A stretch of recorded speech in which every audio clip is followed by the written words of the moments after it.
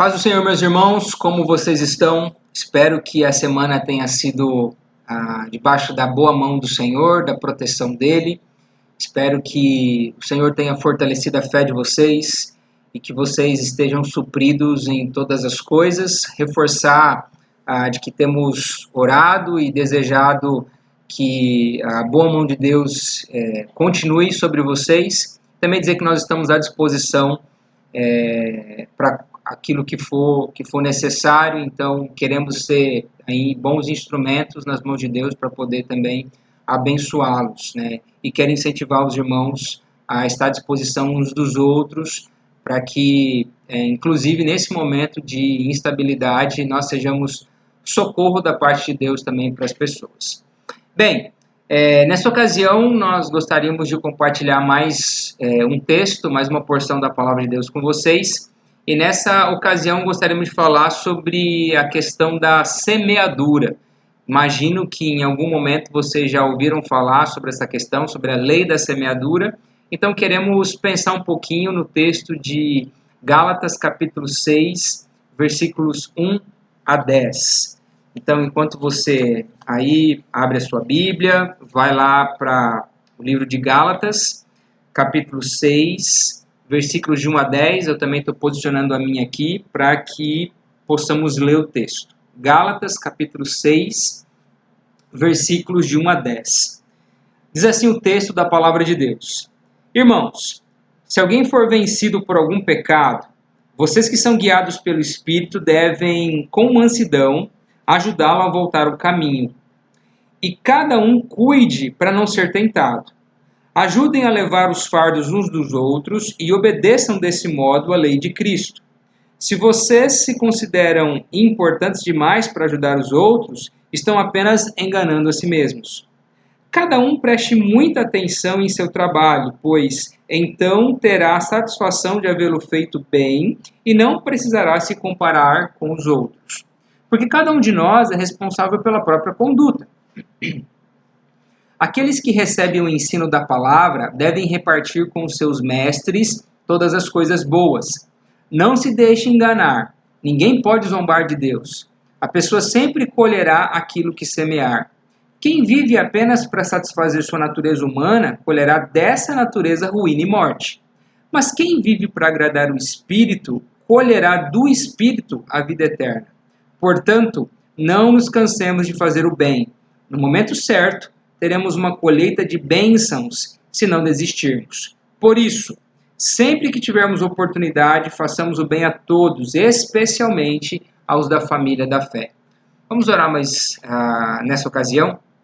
Senhor, nós agradecemos ao Senhor por termos a Tua palavra e ela nos alenta e nos orienta. Que Teu Santo Espírito traga mais uma vez consolo, exortação, orientação e nos capacite para que nós possamos colocar em prática a palavra de Deus. Em nome de Jesus, amém.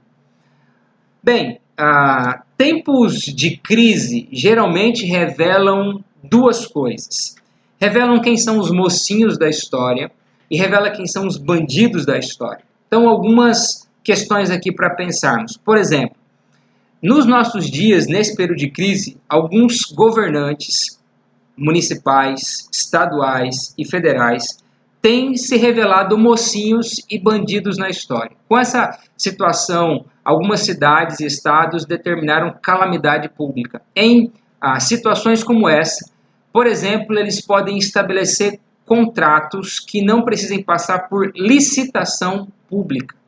E aí, alguns veem nisso um dispositivo que pode ajudar suas comunidades, suas populações e resolver um problema sem que passe por toda aquela burocracia da licitação, mas tem outros governantes e políticos que veem nisso uma oportunidade para fazer um caixa 2, para desviar dinheiro, para ao invés de colocar isso na ajuda das pessoas, colocar nas suas próprias campanhas ou em outros interesses e enriquecimentos ilícitos. E já existem denúncias espalhadas por todo o país, em todos os estados nesse sentido. Então, tem denúncia lá no Ceará de que um hospital de campanha tem preços exorbitantes, tem denúncias em outros estados, no Rio de Janeiro, em São Paulo, em que isso já acontece, né? Alguns líderes, né, de cidades, estados e federais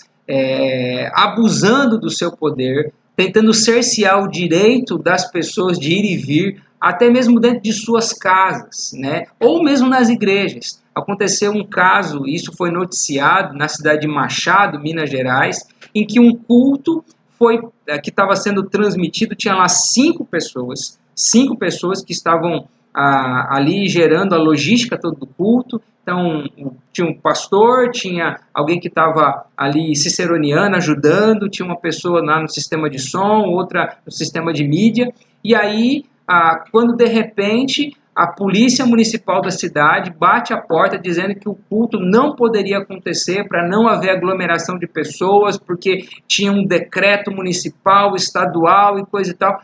Não tinha aglomeração de pessoas, né? Eles estavam quebrando, né, um artigo da Constituição, o 5º artigo, enfim. Então as pessoas estão passando dos limites. A crise consegue revelar quem são os mocinhos e quem são os bandidos, quem são os políticos que não são perfeitos, mas estão agindo com lisura, estão agindo dentro do sistema constitucional, e aqueles que estão tentando derrubar outros, empichar, buscar cargos maiores, interesses maiores, enfim, as crises revelam mocinhos e bandidos. Comerciantes que abusam do aumento dos preços. É fato que em momentos como esse, algumas coisas descem, outras coisas sobem. Então, a gasolina, o álcool, o diesel, como tem menos carros circulando, como a demanda é menor, os preços caem, né? O diesel, né, o petróleo é um negócio tão valioso, mas se ninguém consome, ele não vale nada. Então, caiu o preço nas bombas de combustível. Outros itens, né, álcool, máscaras, própolis, isso, além de não ter em alguns lugares, quando você acha num preço exorbitante. E às vezes esse preço exorbitante não é causado pela dificuldade do transporte desse produto até o mercado. É porque os comerciantes querem ganhar lucros assim exagerados. Então esses comerciantes às vezes reclamam da carga exagerada de impostos, de tributo ao país, eles reclamam da corrupção dos governantes, eles são tão corruptos quanto, porque eles estão abusando da população, cobrando esses preços. As crises revelam os bandidos e os mocinhos. Pessoas espalhando fake news, né? Não sabe, às vezes, o transtorno que elas geram, né? Passando uma informação que supostamente é oficial do poder público, da justiça, da legislação, do executivo, falando sobre, sei lá, uma cura, falando sobre decisões que foram tomadas, sobre aquilo que é permitido, aquilo que não é permitido, às vezes denegrindo a imagem das pessoas, ou mentindo acerca de coisas, enfim. Você tem hoje uma situação em que você não sabe em quem ou no que você acredita. Todos os dias eu imagino que você receba aí 1 quilo de mensagens e você não sabe se tem 10 gramas de verdade. E existem pessoas, existem cabeças que estão pensando em como tornar a situação mais caótica do que já está, né? E aí você tem as pessoas que se preocupam apenas consigo mesmas, né? Que não estão nem um pouco preocupadas com as outras pessoas, e se elas puderem prejudicar as outras, elas ainda vão prejudicar, comprando mais coisas do que necessitam, tentando apenas proteger a si mesmo e os seus, e nem um pouco preocupadas com as pessoas que estão ao seu redor. Então, as crises, elas mostram o tipo de semente que as pessoas estão semeando. E o tipo de semente vai demonstrar se nós, sejam nas crises ou fora delas, se nós somos os mocinhos ou os bandidos da história. Então, por isso, a pergunta para você e para mim é: o que nós temos semeado? Nesse período de crise, o que você e eu temos semeado? O desafio para você e para mim, nessa ocasião, é que nós, guiados pelo Espírito, como nos incentiva o texto, nós semeemos uma boa semente e então, em Cristo, nós podemos esperar por uma boa colheita. Bem, o texto de Gálatas, o livro de Gálatas é um livro que, dentre tantos outros temas, ele trata sobre a fé, mas sobre a fé genuína, aquela que é baseada e providenciada por Cristo e por sua obra na cruz do Calvário. Então, Paulo, ele alerta que qualquer outro tipo de fé, qualquer outra mensagem diferente dessa, que ele foi usado por Deus para anunciar aos irmãos ali da região da Galácia e tantos outros, deveria ser considerada falsa. O texto diz, mesmo que se um anjo vier trazer uma outra mensagem, que ele e a mensagem seja considerado maldito, anátema, é a palavra que o texto usa. E o livro de Gálatas mostra que Cristo, ele se fez maldito por mim e por você para que nós fôssemos considerados benditos de Deus. Isso está lá em Gálatas capítulo 3, versículos de 13 a 14. Diz, maldito todo aquele que for pendurado no madeiro. E Cristo se fez maldito por nós. Então, a nossa fé, ela tem substância, tem relevância, ela pode nos conectar a Deus desde que seja baseada em Cristo e na sua obra. E isso é tratado, isso é ventilado aqui no livro de Gálatas. Bem, então após o capítulo 5, que talvez seja um dos capítulos mais conhecidos do texto de Gálatas, que lista as obras da carne e as obras do Espírito, o capítulo 6, ele inicia com uma tônica parecida, incentivando a você e a mim a vivermos sendo controlados pelo Espírito Santo de Deus, vivendo de forma agradável ao Senhor. E se nós estivermos vivendo controlados pelo Espírito, agradando a Deus, nós seremos instrumentos úteis nas mãos dele, para então sermos recursos e ajuda e bênção para outras pessoas. Agora, a pergunta é, de que forma então eu posso ser guiado pelo Espírito e ser um instrumento de Deus nas mãos dele para abençoar as pessoas? De que forma eu posso plantar boas sementes, ou semear boas sementes para então ter uma boa colheita? Bom, o texto vai nos orientar a isso, e a partir do versículo 1, ele vai chamar nossa atenção sobre isso. Então, aqui o texto começa dizendo, irmãos, se alguém for vencido por algum pecado, vocês que são guiados pelo Espírito. Então, aquilo que ele está construindo aqui no livro, especificamente no capítulo 5, ele continua fazendo no capítulo 6. Então, guiados pelo Espírito, o que você e eu devemos fazer? Primeiro, devemos confrontar e orientar aqueles que estão se desviando da fé. Aqueles que não estão sendo guiados pelo Espírito, aqueles que estão andando segundo as obras de sua própria carne, segundo as orientações do seu próprio coração, segundo as sugestões de Satanás, segundo o curso e o espírito desse mundo. Então, essas pessoas precisam de o quê? Precisam de orientação. Devemos orar por elas? Sim, devemos orar por elas, mas nós devemos orar também por uma oportunidade para conversar com elas e para orientá-las segundo a perspectiva das Escrituras, para que eles voltem para o caminho da fé e parem de semear sementes ruins e também possam semear boas sementes. Segundo lugar, nós devemos auxiliar aqueles que estão em alguma dificuldade. Então, a Bíblia nos diz que nós devemos cuidar e ajudar as pessoas a carregar os seus fardos. E que melhor oportunidade para poder ajudar as pessoas a carregarem os seus fardos que numa situação como essa, onde falta tudo. Se às vezes não falta arroz e feijão, falta esperança, falta conselho, falta paz, falta bom senso, falta temperança para lidar com as situações. Nós devemos ser instrumentos de bênçãos para auxiliar aqueles que estão em alguma dificuldade. E os guiados pelo Espírito farão isso. Guiados pelo Espírito, nós não devemos nos considerar superiores a ninguém.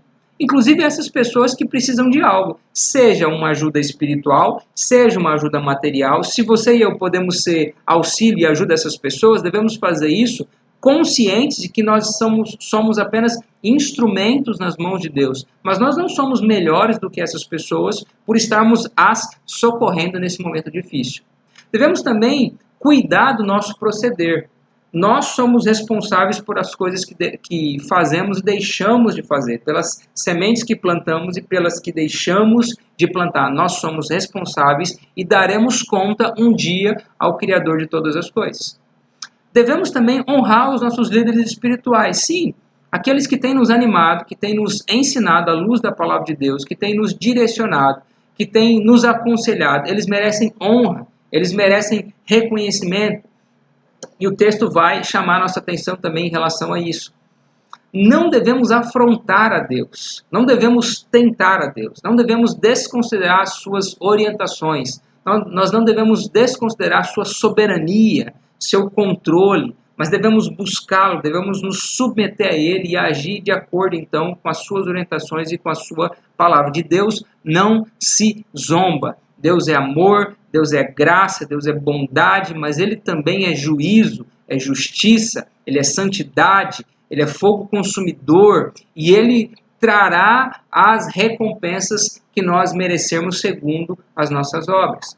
Devemos semear boas sementes, então. Guiados pelo Espírito, nós semearemos boas sementes, orientados pela palavra de Deus e não por nós mesmos. Nós devemos perseverar nessa semeadura, diz os versículos 9 e 10. Por quê? Porque, por vezes, nós não teremos, talvez, uma boa resposta, mesmo aquelas pessoas que nós ajudarmos. Quem nunca foi traído ou desconsiderado por alguém a quem ajudou? Isso, imagino que já deve ter acontecido contigo. Então, às vezes você pode ter pensado assim, de que vale a pena continuar sendo bondoso, ser prestativo, tentar aconselhar as pessoas, tentar ajudá-las mesmo em momentos difíceis. Quando elas se reerguem, elas nem ligam mais para a gente. O que a Bíblia diz é, olha, não leve isso em consideração. Continue semeando, continue perseverando, para que no devido tempo o próprio Deus, aquele que é o recompensador de todas as coisas, ele possa nos trazer uma boa colheita. E nos versículos 9 e 10 também nós aprendemos que nós devemos esperar pela colheita nesse mundo e no mundo por vir. Então, sim, algumas recompensas vêm para esse mundo. Provisão, cuidado, proteção, conselho, consolo, ajuda. Então, sim, para esse mundo, promessas de Deus para esse mundo, cuidado de Deus para esse mundo, prosperidade de Deus para esse mundo, saúde para esse mundo, sim, e também no porvir. Porque esse mundo tem um tempo de validade. Quando o nosso tempo, ou o tempo do mundo cessar, o Filho de Deus, a Filha de Deus, continuará desfrutando da presença, do cuidado, da provisão e da graça de Deus, agora de forma plena, na eternidade, na Nova Jerusalém, como nos diz o texto de Apocalipse. Bem, mas nessa ocasião, o que eu gostaria de selecionar é uma dessas orientações específicas sobre o fato de semearmos. Bom, todo o texto ele vai acabar sendo um ato de semear.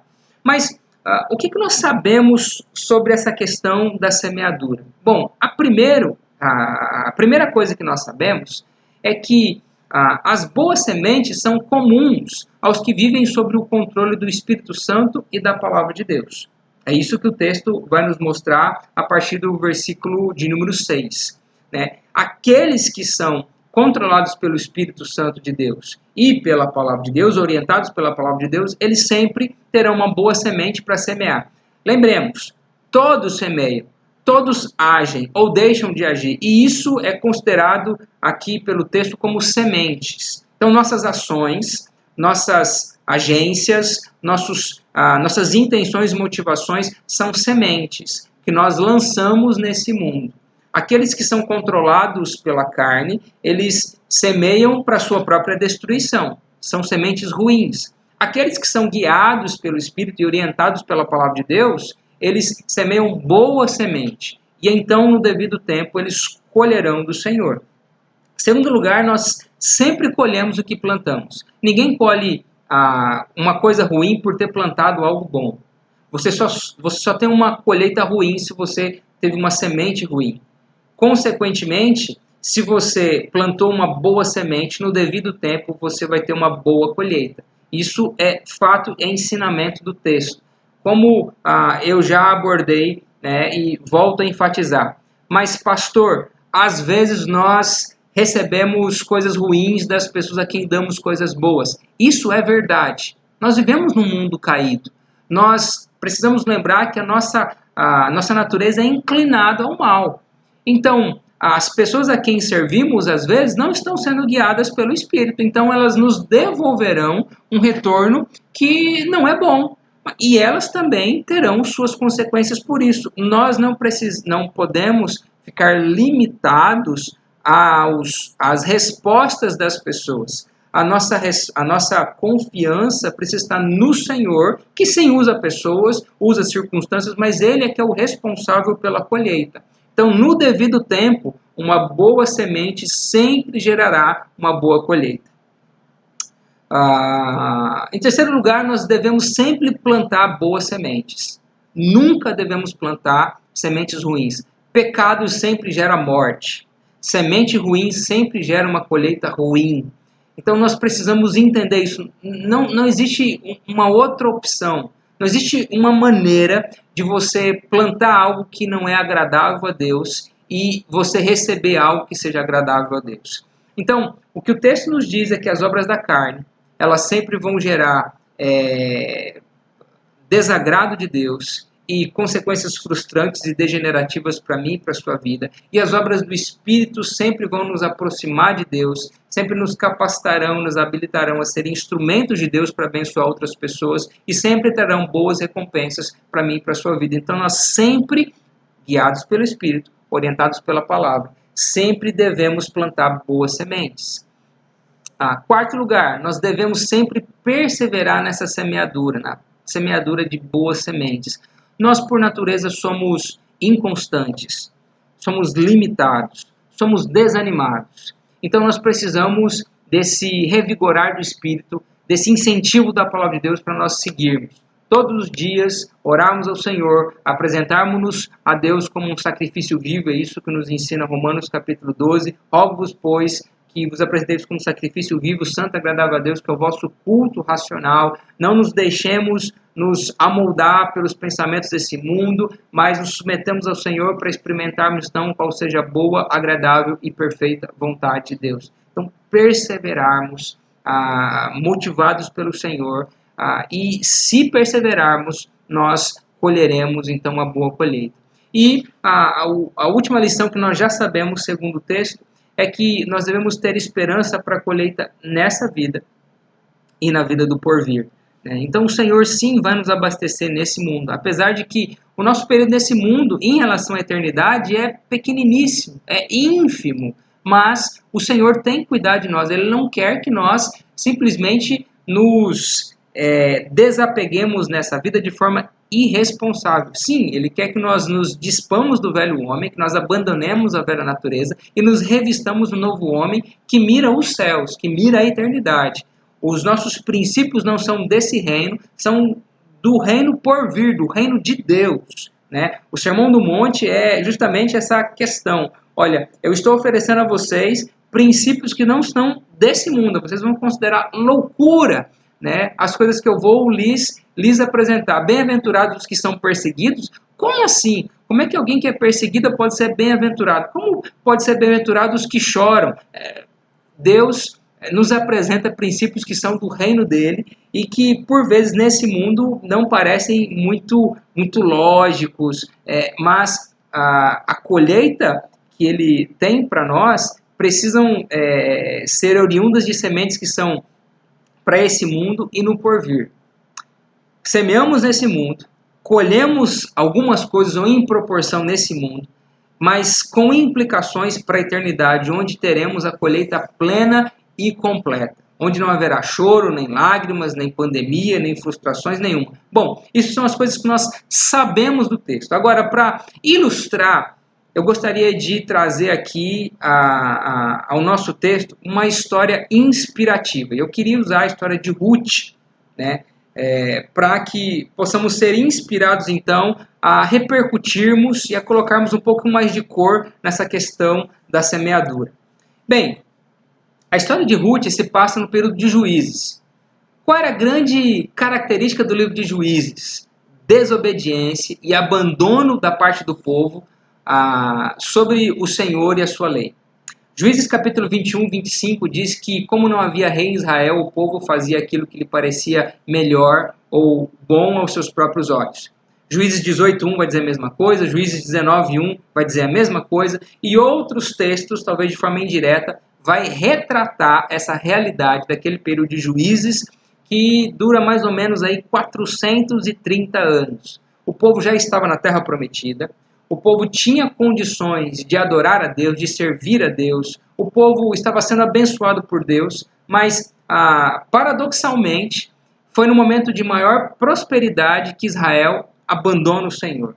Que se envolve com sincretismo, com idolatria, com imoralidades, com desobediência, com rebeldia, com violência. Eles fazem coisas abomináveis a Deus, né? Abomináveis até aos povos que não serviam a Deus, né? Nem os povos que não serviam a Deus faziam ou se comportavam da forma como o povo de Israel se comportou naquele momento. O livro de Juízes, capítulo 19, por exemplo, mostra uma coisa assim, que causa arrepios, que foi causado, foi praticado ali pela tribo de Benjamim, na realidade do povo de Israel. Então, alguns personagens que eu gostaria de ressaltar aqui, eles semeiam as sementes que o povo de Israel estava semeando, da desobediência, do abandono, da rebeldia, e alguns outros personagens que eu queria ressaltar, eles semeiam outros tipos de sementes, e você pode ver na diferença das colheitas, né? E isso eu gostaria que servisse de inspiração para você e para mim ao refletir sobre esse texto de Gálatas capítulo 6, versículos de 1 a 10. Então os primeiros personagens, Elimeleque, Noemi, Malom e Quilion. Infelizmente eles semeiam sementes da desobediência típicas do povo, ou da grande maioria do povo nesse período. O que Elimeleque, Malom e Quilion colhem? Morte. Eles saem da sua terra, da terra de Belém, da casa de pão, e eles migram para a terra de Moabe, na expectativa de que teriam pão, de que teriam prosperidade, de que teriam uma boa colheita, mas é impossível você plantar uma semente ruim e ter uma boa colheita. Eles plantaram uma semente ruim e o que colheram foi morte. Primeiro morre Elimeleque, que quer dizer Deus é meu rei, mas infelizmente ele não está seguindo as orientações de Deus para aquele momento. Ao invés de se arrepender, de buscar a Deus, de esperar por restauração, ele vai para uma terra distante da sua, se envolve com as questões da terra, juntamente com Malom e Quilion, e morre. Primeiro morre Elimeleque, depois morre Malom e Quilion. E fica Noemi, viúva, triste, frustrada em perder o seu esposo e os seus 2 filhos, né? Bem, mas eu gostaria de te apresentar também outros 2 personagens que não usam a semente ou não semeiam a semente da desobediência e por isso tem uma colheita diferente nesse mesmo período. Então, primeiro gostaria de te apresentar Ruth, que é alcançada pelo Senhor e desafiada a semear outras sementes e por isso colhe fruto de sua obediência. Inicialmente, originalmente, Ruth não temia ao Deus de Israel, ao verdadeiro Deus. Ela servia os deuses da sua nação Moabe. Inclusive, ela é desafiada por Noemi, sua sogra, a voltar para o seu povo e para os seus deuses junto com a sua amiga Orfa, que era também ali nora de Noemi. Então, Ruth e Noemi são desafiadas a voltarem para o seu povo e para os seus deuses. Orfa obedece à orientação de sua sogra Noemi, Ruth, porém, não. Alcançada pelo Senhor, ela decide manter-se com Noemi e ser um instrumento de bênção na vida de Noemi, como nós vamos ver no desenrolar da história. Mas tudo isso porque Deus alcança, muda o coração de Ruth e ela então, guiada por Deus e submissa às orientações do Senhor e da lei do Senhor, ela pode ser instrumento de bênção e então colher uma colheita diferente dos outros personagens do livro. Então, Ruth, amparada pelo Senhor, é instrumento de Deus para amparar sua sogra Noemi, como nós vimos no capítulo 1. No capítulo 2, nós vemos que Ruth vai em busca do sustento, do trabalho. Ela está preocupada com sua sogra Noemi, consigo mesma, então ela vai, pelos meios lícitos e legais, buscar sustento para si. Havia uma lei na época, vigente ali na realidade do povo de Israel, que era a lei do respigar. Então, os proprietários das lavouras não podiam tirar ou colher todo o 100% da sua lavoura. Eles deveriam deixar o que caísse no chão e as extremidades da lavoura para que isso pudesse servir de auxílio, de socorro, de sustento aos menos favorecidos e em pessoas, por exemplo, como no caso de Ruth. Ruth licitamente vai buscar as válvulas de escape providenciadas pelo Senhor e na busca de sustento para si e para sua sogra, ela encontra sustento e benevolência do Senhor. Ela é bem tratada no campo que ela escolhe, que ela nem sabia, né, a quem pertencia e quem era Boaz, mas o Senhor estava guiando soberanamente e bondosamente todas as coisas, e como ela estava plantando sementes de cuidado, de benevolência para com a sua sogra, o que ela estava colhendo era sementes de sustento e de benevolência. Capítulo 3, nós vemos que Ruth, então, usando mais um dispositivo da lei do Senhor ali, que deveria estar vigorando entre o povo de Israel, a lei do levirato. Então, ela descobre que Boaz é o seu resgatador. Então, vai até ele pedir e desafiar para que Boaz, então, o resgate, a resgate. E então traga paz e traga consolo para si e para sua sogra. Então, Ruth, na busca por seu resgatador, segundo a lei do Senhor, tem a promessa de resgate por parte de Boaz. Então, você já pode ver as diferenças da semente e da colheita. O terceiro personagem que eu gostaria de mostrar é Boaz, que mesmo diante do contexto de desobediência, que era a grande parte das pessoas, vigorava na grande parte das pessoas, ele se mantém firme na lei do Senhor, crendo na restauração de todas as coisas. Não, se nós nos arrependermos, se nós buscarmos ao Senhor, Deus vai nos visitar, Deus vai nos honrar, Deus vai nos abençoar. E essa era a sua expectativa, essa era a sua fé. Então Boaz permanece fiel ao Senhor e o Senhor o faz prosperar. Um dos campos que está lá, todo vapor prosperando, é o campo de Boaz. Então ele tinha alguns campos, ele tinha algumas terras, e suas terras estavam prosperando. Se tinha uma coisa que era clara naquele período, a fome significava a disciplina de Deus para com o povo. A prosperidade significava a bênção de Deus para com o povo. Os campos de Boaz estavam prosperando. E isso era bondade e graça da parte de Deus para com ele, que estava se mantendo fiel. Ele estava perseverando na boa semeadura. Em segundo lugar, Boaz é bondoso com Ruth.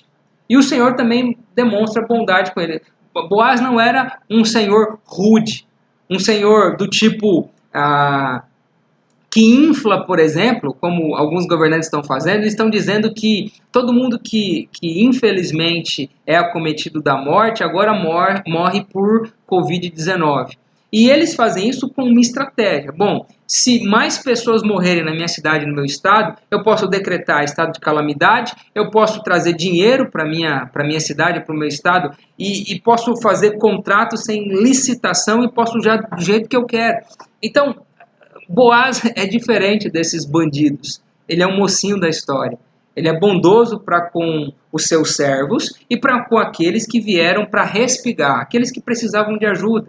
Iam pegar aquela espiga de milho, aquele cereal que estava no chão, ou que estava na extremidade das suas plantações. Ele seria bondoso, solícito, altruísta com essas pessoas. E por causa da decisão de Boaz de ser bondoso, o Senhor demonstra bondade com ele, que já era um senhor. Ainda não tinha se casado em Deus, então lhe provê alguém que pudesse futuramente ser a sua esposa. Deus demonstra bondade com ele. Em terceiro lugar, Boaz se submete à lei do Senhor nos mínimos detalhes. Quando Ruth se apresenta a ele e desafia para que ele seja o seu resgatador, Ruth é informada por Boaz de que há um parente mais próximo e que ele deveria ser consultado e dado a ele, então, a possibilidade de resgatar Ruth e as terras de Elimeleque e de Malom e Quilion. Bom, então ele não se omite nessa questão. Ele, na ânsia, talvez, de contrair núpcias com Ruth, ele não tenta dar um jeitinho, ele não tenta desobedecer, ele não tenta ser ali trapaceiro aos olhos dos homens ou aos olhos de Deus, mas ele quer fazer tudo segundo agrada a Deus e a lei que funcionava ali, que deveria ser vigente entre o povo de Israel. E Deus o honra, né, diante dos olhos divinos e diante da comunidade. Então ele se submete à lei do Senhor nos mínimos detalhes, e o Senhor honra Boaz diante de Deus e da comunidade. Capítulo 3 diz que ele vai procurar então esse parente mais próximo, trata a situação da forma como tem que tratar, e os líderes, diante dos líderes da comunidade, que o honram, que o respeitam por sua atitude. Bem, o capítulo 4, que é o grande desfecho aqui dessa narrativa, mostra que Boaz e Ruth se dão em aliança de casamento. Uma vez que já estavam aliançados com o Senhor, eles já estavam comprometidos com Deus. Haviam sido alcançados por Deus, estavam com seus corações submissos ao Senhor, tementes a Deus. O Senhor estava os visitando, estavam alcançando, e pensem bem. Deus então agora pega uma mulher que por 10 anos havia experimentado da esterilidade, porque ela foi casada por 10 anos, diz o texto em Ruth capítulo 1, mas o Senhor não tinha lhe visitado com filhos. E pega um senhor, que não é mais nem um menino, não é nem mais um mocinho. O texto diz em Ruth capítulo 3 que Boaz reconhece a virtude de Ruth em ter procurado, não sendo ele um moço talvez da mesma idade que o Ruth. E Deus pega uma mulher que até então havia desfrutado da esterilidade, e pega um homem que já não é nem mais um mocinho, lhes permite o casamento e lhes abençoa com filhos. E além disso, olha como Deus digamos que, exagerado em sua bondade, em sua graça e misericórdia. Introduz esse casal e o seu filho na genealogia de Jesus. Diz o texto de Ruth, capítulo 4. Imagine privilégio. Irmãos, Deus nos dá boas colheitas não porque somos merecedores, não porque somos bons em nós mesmos, não porque Ruth era boa, Boaz era bom, Noemi, que por extensão foi alcançada e enfim foi consolada. E a grande ilustração aqui dessa história é que Deus continuaria disposto a abençoar, alcançar o povo de Israel se eles se voltassem em arrependimento para Deus. Deus também iria resgatá-los, iria abençoá-los, também iria introduzi-los na sua família, na grande família de Deus, se essas pessoas se arrependessem dos seus pecados. Então Deus nos alcança e nos abençoa, não porque nós somos bons, mas porque Ele é bom, porque Ele é gracioso, porque Ele é misericordioso e porque Ele decidiu nos abençoar. Os méritos são dele, mas mesmo os méritos sendo dele, mesmo a colheita vindo dele, você e eu somos chamados em nossas responsabilidades a semearmos boas sementes. Diante disso, diante do que nós aprendemos aqui no texto de Gálatas capítulo 6, versículos de 1 a 10, e ajudados também por essa história inspirativa, qual a orientação de Deus para nós? Primeiro, continuarmos submissos ao Espírito de Deus e à sua palavra, para que nós sejamos capacitados por Ele a então semearmos boas sementes. Lembremos que você e eu somos inclinados ao mal, inclinados às obras da carne, a semearmos coisas ruins, típicas desse mundo. Para então semearmos boas sementes, nós precisamos ser controlados pelo Espírito e orientados pela palavra de Deus. Só assim nós semearemos boas sementes, inclusive em períodos inconstantes de caos, de pandemia como os nossos. Nós não poderemos alcançar e ser bons instrumentos para os nossos, para os da família da fé ou para outras pessoas surgindo oportunidades, se não controlados pelo Espírito e orientados pela palavra de Deus. Nós não teremos o que falar, nós não teremos o que oferecer, nós não teremos como ajudar, se não orientados pelo Espírito e pela palavra. Segundo lugar, nunca desconsidere o Senhor em seus caminhos. Nunca desconsidere o Senhor em seus caminhos. Lembre-se de que o Senhor continua governando todas as coisas. O Senhor continua nos orientando em todas as coisas e tendo princípios e padrões que precisam ser seguidos. Você não pode fazer como, por exemplo, os prefeitos e os governadores decretarem estado de calamidade e então fazer o que você quiser fazer, a toque de caixa, sem que você seja responsabilizado por isso. Saiba que de Deus não se zomba. Nós não temos um salvo-conduto para agirmos independente de Deus. E se assim agirmos, controlados pela carne, nós colheremos uma colheita ruim. Isso não é uma ameaça, não é para você ter medo de Deus para se afastar dele. Muito pelo contrário, é para você respeitá-lo, é para você considerá-lo, é para você adorá-lo. E saber de que o que Deus estabeleceu para você e para mim é bom, é agradável, é benéfico para mim e para a sua vida. Então, por que não considerá-lo? Por que não considerar os seus caminhos? Terceiro lugar, somente as boas sementes geram boas colheitas. Você e eu precisamos ter isso como uma regra que sempre funciona. Quando semeamos boas sementes, nós colheremos boas colheitas. Se semearmos em pecado, em obras da carne, consequentemente, será isso que nós colheremos. Né? Salmo 1. Aqueles que andam segundo a lei do Senhor serão plantados junto ao ribeiro de águas que no devido tempo dará o seu fruto.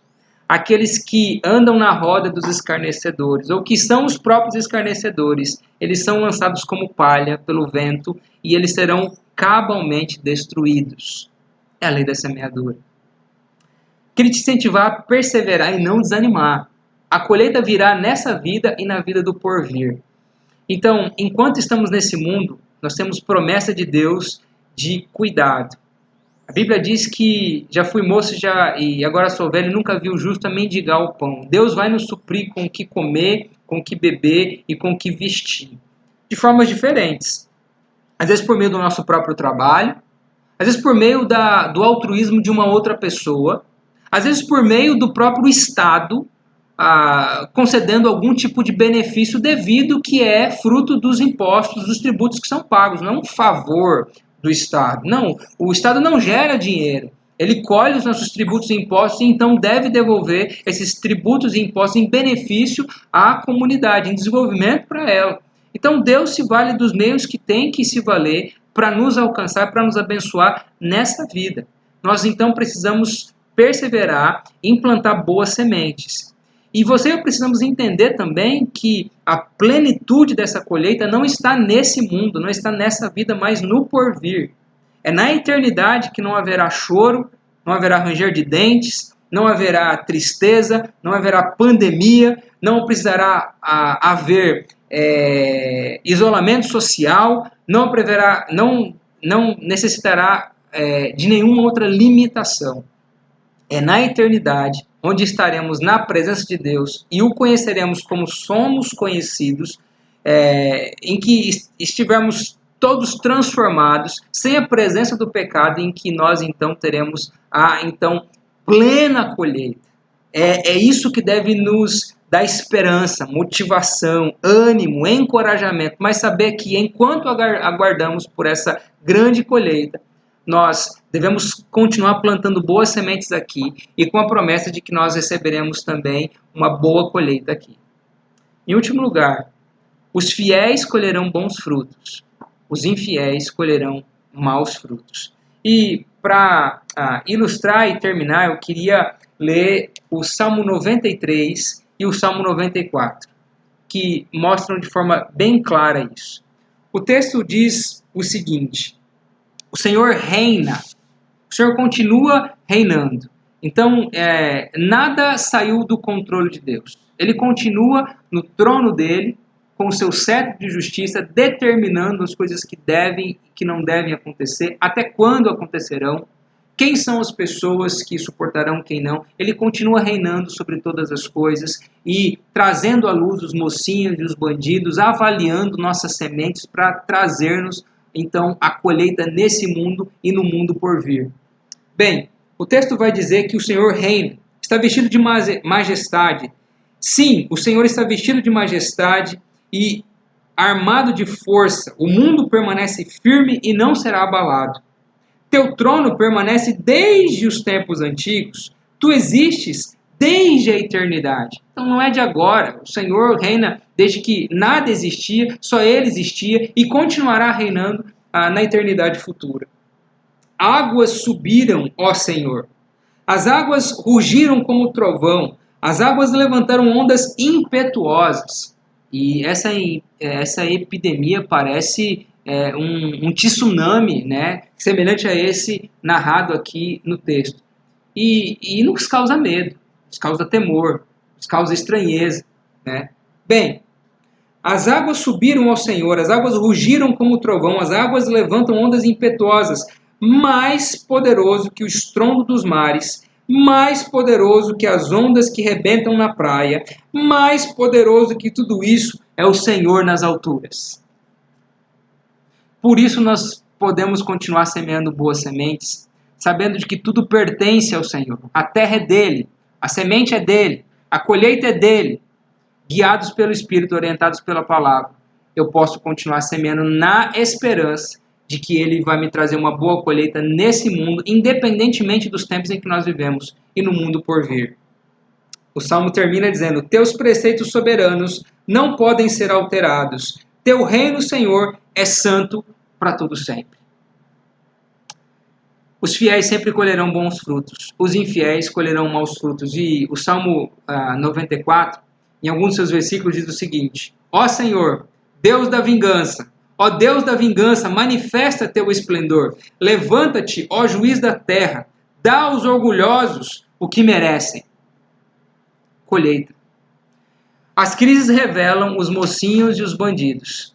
Eu queria dizer a você que, guiado pelo Espírito Santo de Deus e submisso à sua palavra, nós devemos ser os mocinhos da história, para que então tenhamos uma boa colheita. E saiba que Deus, ele enxerga, os olhos do Senhor contemplam os maus e os bons. E ele está vendo todos os bandidos, suas sementes, e no devido tempo ele também vai trazer a colheita devida. O fato, meus irmãos, é que nós, orientados pelo Espírito, devemos semear uma boa semente para termos uma boa colheita. Minha oração é que você e eu, nós continuemos a plantarmos aquilo que, orientados pelo Espírito e orientados pela Palavra de Deus, fomos capacitados para fazer. Continue, persevere, plantando aquilo que o Senhor lhe oportunizar. Continue agradando a Deus, continue sendo um bom instrumento nas mãos dele, para que em tempo oportuno ele possa lhe trazer a colheita nessa vida e na vida do porvir. E que nós sejamos bons recursos, bons socorros de Deus para as pessoas que necessitam, principalmente nesses momentos de crise, de desesperança, de instabilidade. Que Deus possa usar o potencial que deu a você e a mim, os dons e as habilidades que concedeu a você e a mim, para que nós possamos alcançar as pessoas. Amém? Vamos orar mais uma vez. Senhor, em nome de Jesus, nós agradecemos por sua palavra, agradecemos por ser bondoso, gracioso e por ser o Deus dono da terra, da semente e da colheita. E peço que o Senhor nos capacite, nos oriente, nos use para plantarmos boas sementes. E então, Deus, que por sua graça e por sua misericórdia, o Senhor possa também nos prover boas colheitas nesse mundo e no mundo por vir, onde temos a nossa maior esperança. Em Ti esperamos e oramos por isso. Em nome de Jesus, amém. Deus abençoe sua vida, meu irmão. Até a próxima. Tchau, tchau.